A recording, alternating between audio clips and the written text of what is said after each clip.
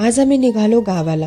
तशी प्रवासाची कालपासूनच तयारी चालू होती। फायनली बॅगा भरून निघालो। खूप ऊन होतं, पण गावाला जायच्या ओढीमुळे ते कडक ऊन कधी विरघळून गेलं हे समजलंच नाही। त्यानंतर आम्ही रिक्षा करून बस स्टँडकडे निघालो। पण म्हणतात ना, प्रवासात थोडी धावपळ झाली नाही तर मज्जा येत नाही।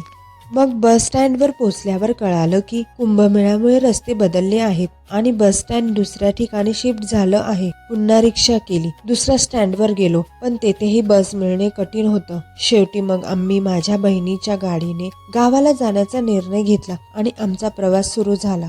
त्यानंतर गाडीत बसल्यावर वाटेत निसर्ग इतका सुंदर दिसत होता की मोह आवरला नाही। हिरवेगार झाडे, शांत आणि सुंदर झाडे बघून आम्ही काही व्हिडिओ शूट केले।